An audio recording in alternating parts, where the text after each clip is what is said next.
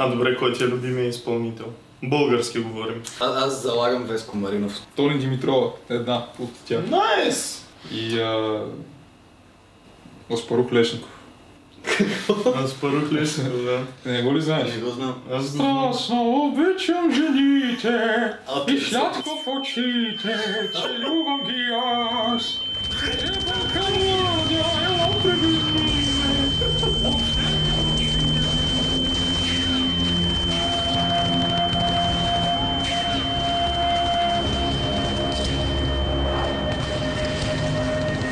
Свърши ли епизода? Може ли да си ходим вече? Здравейте! Защо прегръщате този мъж? Така. Ходите ли на кино? Защо така? Заради градския транспорт или... Не заради градския транспорт. Васил Терзиев, той ли е проблема или... Не, чак сега така, не. Тоест вие гласувахте за него вместо за Ваня Григорова. Коя политическа сила подкрепихте вие за кметските избори? Добре, кажете ми кой е последният филм, който гледахте български? Може би Стъпки в пясъка. Как се казват тези хора? Тези ги познавам сега. Добре, благодаря. Хубав ден. Здрасти! Лейте, днеска сме на гости. Да, ние сме на гости. Да. Или това е цялата концепция на това, което прави? Да, защото тръгваме някой път с идеята, че ние на гости, защото някои са гости, но сега ние сме гости. Сега ние сме гости. На Боян Тодоров. Добър ден, добър ден. Най-вероятно го познавате, вече знаете и нас. За хората, които не знаят кой е той, моля кажи с две думи с какво се занимаваш, какво правиш. За какво се бориш? Да, аз съм Боян Тодоров и имам 15 булет поинта в Инстаграм. На билото си актьор, певец, танцор, ТВ водещ, Диджей, фотограф, диджей, модел, гайдар понякога, дограмаджия, шпакловка правиш ли? студент, шпакловка, не, но мога да бладисвам добре. Редим плочки 78 лева квадрата, много пари са, човек. God damn. Да. Замислям се понякога. И мога да гладя отскоро. Аз му трябваше като Франклин.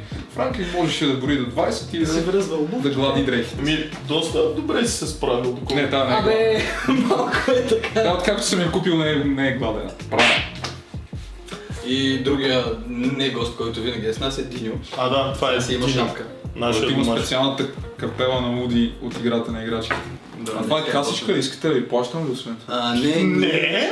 Не си плащам. Да, инфлуенсър, забравих, най-важното. Това е короната. Това като го кажа и изведнъж стаята си изпразва. Да. Пътувам скоро, ако искаш, разкажи къде беше, как мина. Пътувах, да, за пръв път напуснах нашия континент и се озовах в Азия, в Юго-Източна Азия. Като почти цял месец бях в Индонезия. Пътуването ми беше доста изпълнено с гледки, красиви гледки на природа, на архитектура, каквато не съм виждал из Европа и беше обогатяващо във всеки един аспект. Бих отишъл отново, за да обиколя Суматра, тъй като това е реално как се води на посока, чакай сега, най-западно, северо-западния остров. Ти си едно Монтана на Индонезия. Окей, така както ми кажа. Да, там имат някакви по-различни интересни вярвания, пак би било интересно да се провери. Също и в Бали, там са хиндуисти, там не са мюсюлмани. Сега готвиш представление или какво правиш? Не го готвя самичък, да, в момента участвам в едно ново представление, първо започнахме репетициите по разкази на Стратиев, което живот и здраве трябва края на октомври да има своите премиери. Сега това действам, междувременно си работя по мюзикалите в Варна, Дух и Бодигард и така. Театрална гледна точка. Наскоро имахте преди няколко дни? Да, и бяхме в Банско и Варна през един ден. Беше доста тегаво, защото и двата дена не се знаеше до последно ще вали ли, няма ли да вали, те са открити сцени. Да, вие сте навън. Да, понеже лято. Добре, ти пееш, ти така вдъхновяваш, инфлуенсваш хората, актьор си, също така работиш и в БНТ като репортер. Как съумяваш да... намираш време за плочките, дето ги... Да, как съумяваш да правиш дограма и шпакловка? Тези ги няма. За щастие не правя в момента дограма и шпакловка, това е on hold.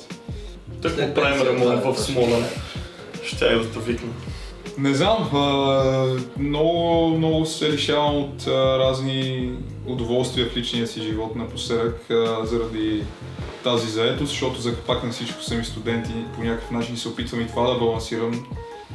Макар че нали, мита за студентите в Нов български университет е, че те просто минават между капките и завършват. Да, факт е, че има голям брой такива. Аз въпреки заетостите си се опитвам да бъда максимално изпълнителен и редовен и там, особено към преподавателите, към които изпитвам сантимент и уважение, пред които искам да се докажа по някакъв начин. Какво да ви кажа, много години под една мишница никога не е лесно, ама затова сме млади сега. Да се изморим и после като стана на 30 да не мога да правим нищо. Да, това е идеята да можеш да мога да се пенсионираш до 30. Ама не, реално не е това. Ако трябва да сме честни, човек трябва да... Нали, това, с което аз се опитвам да се преборя е как да постигна баланса между всички тези неща, така че хем да се чувствам удовлетворен от себе си в професионален аспект, но и в личен и да не се чувствам, че изпускам нещо, защото това е най-тегавото нещо на нашето поколение, че имаме твърде много информация за всичките ни възможности, които ни се предоставят и искаме всичко. Да, вътрешното чувство, че когато правиш нещо и изпускаш друго, е много досадно и не трябва да му позволяваме да взема превес в решенията ни в живота ни, защото така никога реално не си удовлетворен от нищо, което правиш в момента. Защото каквото и да правиш, винаги има още нещо, което би могъл да имаш да вземеш. С две думи ненаситни сме. Да, но пък е по-добре така, отколкото само да седим и да консумираме, защото голям процент от обществото, особено младите хора, имат идеи, имат желания, но някакси тези идеи не достигат до финален резултат, защото те не са постоянни и стремят се към бърз успех, което според мен е голям проблем на поколението ни, тъй като от всякъде се проповядва от днес за утре си милионер, просто ела при мен, давай! Сега за 100 дена ще направиш плочки, за 100 дена ще направиш, ще имаш 10 имота и така нататък. И някакси човек губи от частта с удоволствието, това бавно и постепенно да изпълняваш целите си, но реално е така. Бавният път към успеха е всъщност този, който ти осигурява по-дълъг престой на висока позиция и развитие. И е по-сладък все пак, нали? Трябва да минеш през трудности, през изпитанията. Аз се представям живота като една стълба, винаги така са ми го казвали и в семейството ми, нали, една стълба, в която трябва всяко едно стъпало да го минеш, когато му е времето. Добре, кое от всичките изброени неща, кое ти е най-при сърце? Говоря от твоите занимания, професионални, непрофесионални. Музиката е винаги била номер едно. И то е нещо, което най-много съхранявам за себе си понякога, тъй като именно факта, че то ми носи най-голямо удоволствие, ме обогатява и ме кара да се чувствам вдъхновен, философски да гледам над нещата, ако ще да се каже и по този начин. Да я слушаш или да я изпълняваш? Да изпълнявам. Всъщност музиката, която изпълнявам и пея, аз случая класическо пеене и джаз след това. Това не е музиката, която пея на масовите си изяви или в интернет, точно защото предпочитам да го пазя за по-добра аудитория. И все повече мои приятели ме надъхват това да не е така, защото казват, ама не ти това, за какво го пазиш така, нали? По-добре си пей тези неща пред публиката, какво се опитваш да правиш смотани песни, върви пей джаз, върви пей това, върви пей мюзикъл, за това и започнах с мюзикалите, тъй като това удовлетворява моята стил музика, който аз харесвам. Окей. Добре, не ти ли... Въпреки, нали, това, че... Не, по-скоро не. Това много ми хареса въпроса, на който само си отговори. Хубав беше, хубав. Може да сложиш субтитри после. Аз предполагам... Просто си отговорих в главата на въпроса. Предполагам, че беше такова, нали, нормално е да искаш да са си за теб, обаче не те ли си се ръби от време на време да го пробваш пред хора? Нали? Това е, че просто, примерно, ние с хората, с които изпълнявам джаз, го правим в по-отбрани помещения, ако ще да се каже, нали, по джаз барове, по някакви фестивали, където публиката идва целенасочено да слуша тази музика, а не да слуша мен. Дошла за джаза. Моята аудитория, която ме следва заради личността ми, са основно хора, които ме знаят от медийните ми изяви. Било то от YouTube и от Red Bull и от телевизията, не толкова заради музиката, която изпълнявам. И някакси към момента ми харесва да ги разделям тези две аудитории, защото ми дава чувството, че това си е нещо по-специално, по-съкровено и не съм готов да го споделя с широката аудитория. Някакъв вид уединение, така да се каже. Да, пък и знам, че хората, които идват да ме слушат тогава, те не идват заради мен, идват заради музиката и това, че аз успявам да удовлетворя желанието им за тая музика. Да, и те да се радват, дори без да са ме знаели преди, да се кефят и да получавам отзиви от тях, на мен това ми е дори по-ценно, макар и те да са по-малобройни. И така, това ми е творческото задоволяване. В крайна сметка всичко, което правим ние е базирано на изкуство и на желанието ни да бъдем чути и разбрани като артисти, а не просто като създатели на съдържание, което трябва да се случва всяка седмица, защото в моят случай това е така и изтощавам се от това нещо понякога. Как се зароди идеята за Red Boy, между другото? Откъде дойде това име? Това е истинския Red Boy. Това е най-големия Red Boy. Red Boy се зароди като идея в един момент, в който аз се чувствах тотално творчески изчерпан от гледна точка на това, което произвеждам като съдържание за интернет. Бях в един страшен застой, в който всяка седмица от понеделник за петък трябваше да произведа поредната тъпа реакция на някоя реалити, просто защото знам, че е нещо сейф, което ще се гледа, което ще си стигне там конкретния рич и толкова. Но вече от може би 2 години към този момент, тогава началото на 23-та, усещах, че не ми се прави това повече, че имам много други идеи, които не достигат до реализация от някакъв мой вътрешен страх, дали те ще се харесат, дали те ще се приемат добре, дали аудиторията ми не иска да гледа стриктно само това, което вече толкова време съм им предлагал.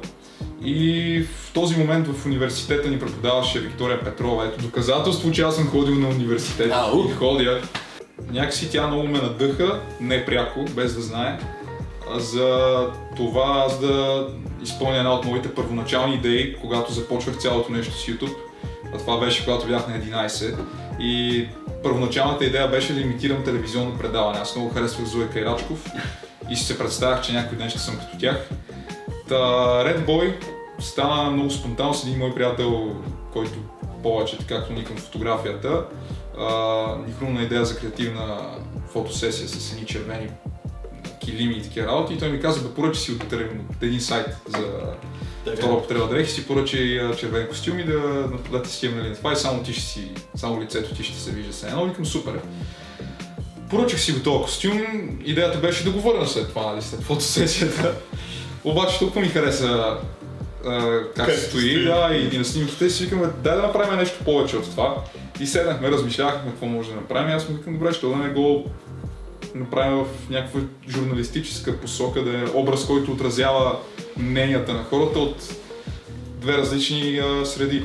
И някакси това се превърна в един проект, който да съпоставя мненията на хората от различни прослойки в обществото. Това поне е генералната идея сега. Не знам доколко сме изпълнили, но имайки предвид, че месеци по-късно от БНТ се свързаха с мен конкретно за този проект да го вземат в телевизията, вярвам, че... Това ще да ми е следващия въпрос, как се случиха нещата с БНТ. Писаха ми по Инстаграм. Доста градация от един червен костюм. Да, който между другото сакото никога не е правил. Добре, след като си почнал на 11 годишна възраст да се занимаваш с YouTube видеа, YouTube контент генерално, как ти се отрази цялата тая известност изведнъж, нали? Зле. Нормално. Защото аз не съм го целял, никога не ми е било самоцел да бъда известен и да бъда разпознаваем и дори не се възприемам за известен. Да, разпознаваем съм в някаква по-голяма среда от хора, но не мисля, че съм Васил Найденов или някой така, нали? Това е друго. Масово известен човек и не го, пак казвам, не го и целя, защото това си идва с много трудности. Най-тегавият период беше това покрай пранковете там с майка ми. Всъщност това за мен беше най-продуктивният период, в който 3 години подред моите видеа достигаха до някакви половин-1 милион гледания всяко видео. Тоест в YouTube, което е доста. В днешно време всеки се бори за това. Ние почнахме да организираме тогава много фен срещи и аз отивам в Пловдив, примерно, няма да го забравя. И ако предното лято съм имал там фен среща с 50-60 деца на беседката в парка и тези 50-60 деца ми се струваха адски много, защото са дошли заради мене, на следващото лято отиваме в мол в който съм предупредил тези менеджерките, че едва ли ще има повече от 100-200 човека и те са сложили двама охранители и са ни заградили такова пространство за двама човека с майка ми така седим и в един момент влизаме там, има 5-600 деца минимум. И това всичкото нещо гъмжи. Огражденията бяха свалени за 10 минути, охранителите не можаха да се справят и цялата фен среща изкарахме в коридора аварийния на мола 5 часа почти. 5 часа. И това беше няколко поредни града, всеки ден тази гледка. И изведнъж ти осъзнаваш, че тези хора не са просто цифри, които се трупат в YouTube, ами са някакви истински деца, които носят подаръчета за теб, искат да си говорят с теб, реално имат по някакъв начин ти си някаква фигура в живота им. Колкото и да не го осъзнавах тогава и да отричах функцията си на човек, който има влияние върху тях, действително е било така за тези деца, които сега са на по 17-18, те идват и ми казват: отрасна с видеята ти, човек, аз искам се гръмна, аз чувствам мега страда. Аз още живея с съзнанието на 16 годишен, някога, и ми много ми е странна тази част. Но пък от друга страна, сега покрай мене те ме гледат много 70 плюс годишни, което е много... Значи, имаме единия край, имаме другия, сега търсим нещо по средата. Зависи от предпочитанията, да може да иска нещо. Средата също се намира, защото Red Bull в интернет основно гледат 25-30 годишни. Друго е. Това, което най-много мразех, примерно в университета, като отивам, нали, влизам да се запознавам с хората, казвам: здрасти, аз съм Боян, и половината хора ми казват: да, знам. Да, това е малко така. Какво, хвалиш ли ми се, че се казваш Боян? Знам. Дори бившата ми, тя пък беше го оценила това първия ден, като сме се събирали. Аз съм забравил, че съм се запознал с нея и един месец по-късно се запознал с нея на лекция. Много. И тя беше отчела този факт, че аз съм забравил, че съм се запознал с нея, защото съм много надут. И защото, нали, така. И аз трябваше да се доказвам колко съм всъщност хрисен и мирен, човечен и така нататък. Приемат ли? Има ли го това? В смисъл, като някой... Да, добре го казах. Когато някой не те познава, нали, точно това, нали, знам го кой е, това сигурно е супер надут, защото... Аз съм чувал такива неща за себе си от хора, с които съм се сприятелил и примерно вече към 5-6 месец те решават, че е дошло това време в приятелството ни, в което те ще кажат: между другото, аз преди 3 години еди си кой си ми каза, че ти еди къде си, как си се държал, или пък аз те поздравих по улицата, ти не ме поздрави и аз викам толкова колко е надут. Нали, понеже аз нямам право да имам лоши дни, да бъда тъжен, да изглеждам мизерно и когато изглеждам мизерно да не искам да ме виждат хората. Нямаш право, брат. Но, да. Яко. Добре, имаме един въпрос, който много харесваме и ни е важен. Откъде обичаш да минаваш? В смисъл, в някакво твое любимо място, през което обичаш да си минаваш? Може и да е извън България, може да е, както каза в миналия епизод, в Дупница. И къде? В Русе, почти навсякъде, където минавам и е готино на сърцето, на душата. Аз там си имам много мои места, където съм си обикалял така с слушалките, с часове наред след училище, когато бях самотен и нямах приятели. Не, че сега имам, сега са фалшиви всички. God damn! Шегувам се. Това ескалира бързо. Тук се засегнете.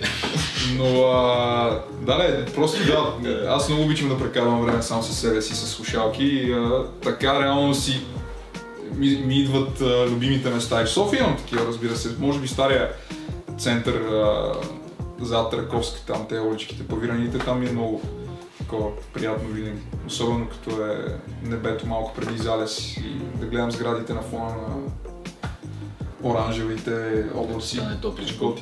Да. Иначе в Русе навсякъде. Всяко едно място в Русе. И дори в най-гадния панелен квартал в Чародейка пак мога да отида и да ми е готино. Долу на водата във водораслите. И водорасли, човек. Това Дунава не е морето. Добре, Мишо, дай му подаръчето, което не носи.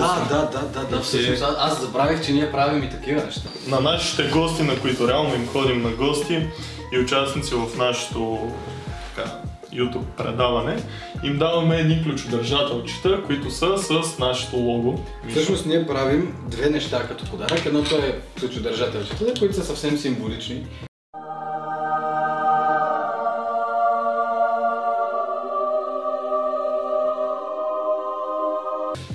интервютата подаряваме на гостите, в случая на домакините, билет за театър или за кино. Добре. Тъй, че можеш да си избереш филмче или нещо, което би искал. Сега излезе Kinds of Kindness. Окей. Такива вчера, така Да, че това е. направо да ходим да го гледаме. Добре. Добре, ние сме На за... Йоргос Лантимос. Ой, Йоргос. Уилям Дафо! Ние с Мишо и Уилям Дафо Сме братовчеди. Да.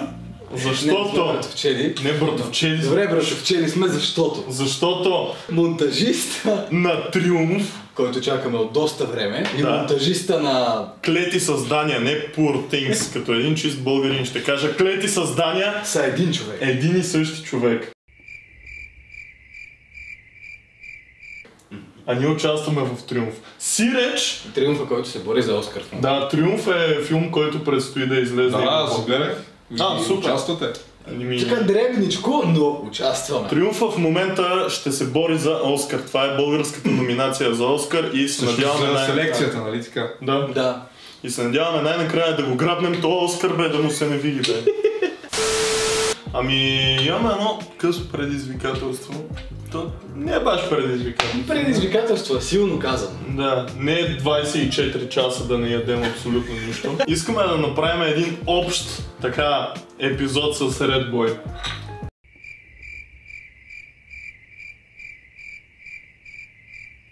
Нали си плащате правата обаче? Естествено. Да! Добре. Няма проблем. Правим ли го? Айде. Айде.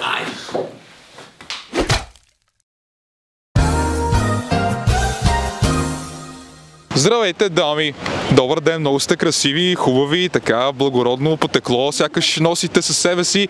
Добре, но онези господа са една идея по-така модерно облечени от вас, за това ще ви изоставя. Здравейте, господа! Колко често ходите на театър? Okay, I am also not Bulgarian, I'm actually Swedish. Okay. How often do you attend the cinema? One times on per a year. Per year? Yeah. Which is the last movie you saw? Last Mohican. Which one? Last Mohican. Do you go to the theater? Sometimes, but I don't remember when I go. I don't know. Dances, man. Yeah. We're just dancing. You're dancing. You don't go to the theater, you just dance. Yes. Where do you dance? In Turkey, I love bachata, for example, Latin dance. Cool. Okay, good luck. Thanks. Bye. Здравейте, добър ден. Добър ден и добър вечер. Няма ли да ми отговорите на един бърз въпрос? Здравейте, един бърз въпрос мога ли да ви задам? Добре. Добре, супер, такъв ентусиаст. Зъм. Колко често ходите на кино? Прекалено рядко според мен. Бях за 2 години с изпити по химия и биология и не ходих достатъчно. Добре, ако можеше да наваксаш това време, кои филми сега би искал да изгледаш на кино отново? Разбрах, че ще пускат Интерстелър отново в кината. Това ще е първото нещо, което ще гледам. И Whiplash също. Това са първите два, които ще гледам. Демиан Шазел? Да, същия. Супер, добре. Кой ти е любимия български филм? Не гледам български филми. Изобщо. Не съм се спирал на български филм за сега. Български актьори имаш ли такива, които харесваш, следиш? Горанов. Кой? Орлин Горанов. Той е май повече певец. Да, обаче играе. Има български сериали. Точно така, даже играе в представления в театъра. Възможно. И аз играя с него в едно представление, Бодигард. Да, много готин, ще му предавам поздрави. Добре, на театър ходиш ли? Не, Въобще? не съм бил. Дори за Орлин Горанов не си ходил? Не съм ходил. Операцията да гледаш. Бодигард. Нищо. Добре. Ние ще играем в Пловдив на 13 ноември. 13 ноември. Борис Христов. Да, супер. Айде, чао. Чао. Може би там. Здравейте, добър ден. Мерси. За малко само. Но вижте каква готина коса сте стала за видео. Не, мерси. Може да си говорим за кино малко. Просто да ми кажете, гледате ли филми, обичате ли да гледате филми? Гледам. Окей, супер. Кой е последния български филм, който гледахте? Български не съм гледал от много време. Хубаво, приятен ден. Благодаря. Много бягат, значи. Добър ден. Не, благодаря да ми Само да ви питам нещо, няма да се притеснявате. Мога ли да седна? Нали няма да снимаш? Не, той снима мен. Само да ви питам за филми. Гледате ли филми български, чужди? Да. Окей, супер. Кой ви е любимия филм? Много съм, нямам един клуб. Добре, какво гледахте последно? Заклинанието. Окей, Заклинанието е готин филм. Някой български филм или някоя постановка? Не. Нищо българско. Сериали, филми. Сега излизат с неща с Мария Бакалова. Окей, добре. Благодаря ви. Хубав ден. И на вас. Хората не гледат. Хората не гледат. Еми не гледат, брат. Здравейте, голяма група хора. Оле, не. Да ви попитаме нещо, може ли? Гледате ли филми? Да. Чудесно. Какви български филми гледате? Окей, те не искат тази пейка, очевидно. Здравейте, момичета, как сте? Чудесно. Чудесно, много се радвам. Гледате ли филми? Гледам филми, да. Кой е любимият ти български филм? Погледа последно. Последно гледах Петя на моята Петя. Окей, Петя на моята Петя е готин филм. На представления, постановки ходите ли? Постоянно аз уча актьорско за драматичен театър. О, така, аз също. Приятно ми е, Михаил. Калина. Аз съм в Любен Гройс обаче. They ask you how you are, you just have to say that you're fine when you're not really fine, but you just can't get into it because they would never understand. В Любен Гройс, окей, ние сме в Нов български, колегата е и там. Можем ли да ви гледаме някъде тогава? Сега не. Още не. Да. Добре, новия сезон. Новия сезон, като дойде, да. Окей. Аз искам да ви гледам някой път. Стара Загора дата.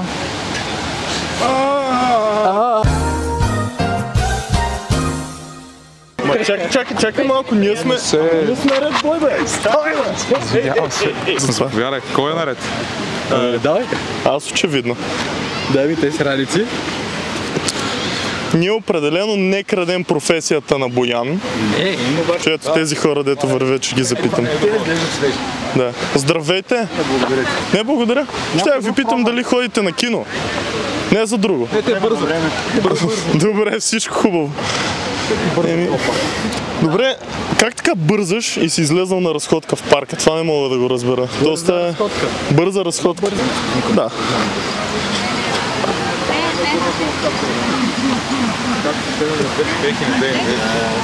Ще ви питам за кино, не за друго. Няма да ви питам високо интелектуални въпроси. Може ли вас да ви питам? Супер. Вас не, няма. Светло, не дей да я снимаш нея. Прощавайте, че ви притеснявам, но правим едно проучване. Здравей. Здравей. Колко често ходите на кино? Много рядко. Много рядко. А на театър? На театър често. На театър често. Коя беше последната постановка, която гледахте? В театро, обаче не мога да се сета. В театро? Да, в театро за канала. Да, ние там играем Островът на съкровищата. Ще дойде да ви гледа. Заповядайте. Интересно е, подходящо и за деца, и за възрастни. Аз съм възрастен. Отчаяни съпрузи беше последно. Отчаяни съпрузи. Аха. Смятате ли, че е хубаво децата да се водят на кино и на театър от ранна детска възраст? По-добре на театър да се водят, По-добре на театър. колкото на кино. Сегашното кино не е кино по моите критерии. Аха. То са едни анимации, един Марвел, едни глупости. Промиване на мозъци? Глупости. Не знам дали е промиване на мозъци, на мен ми изглеждат като глупости. Окей, разбирам. Добре, много ви благодаря. Всичко хубаво. Чао, чао. Добре, следващите жертви, може би този господин с черната риза, който върви, понеже забелязах, че бърза. Изглежда адекватен. Сега ще видим. Прощавайте, мога ли да ви задам един бърз въпрос? Тъжно. Ето този господин там може да питаме.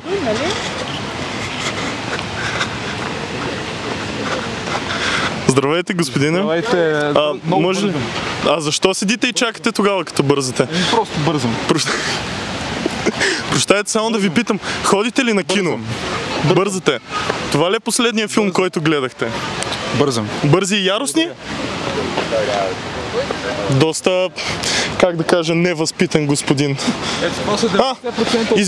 Извинявай, момиче, ела да те питам нещо. Брат, това много било изморително това, бе. За жалост не успяхме да се справим толкова добре за задачата, но за тази цел, нали, си има оригиналния Red Boy, който е с нас. На нас не ни се получава. Аз пък не мисля така, според мен им се получи много добре, но все пак, нали, не го правете често, защото не искам конкуренция. Малко плагиатстване не е много окей. А и ти си е Red Boy, ние сме kinda Red Boy, той е повече бурдо. Днеска и аз съм Red Boy на почивка. Това не е истинския костюм, това е, всички сме под прикритие. Заповядай. Извиняй. Малко почивна станция, ама беше забавно. Така е. Мен ми хареса хората да бягат. Да, има известна доза власт в това. Да, защото виждаш някакви огромни маси хора и просто правиш... И те бягат. Всички много бързат. Ама има и такива да бият. Така че... Виж сега, там ние бягаме. Тук сме ние, нали? Няма проблеми, няма кой да ни бие. Светло, къде отиваш? Той бяга. Светло, не бягай. Чакай, извинете да ви питаме нещо. Извинете, искаме да ви попитаме.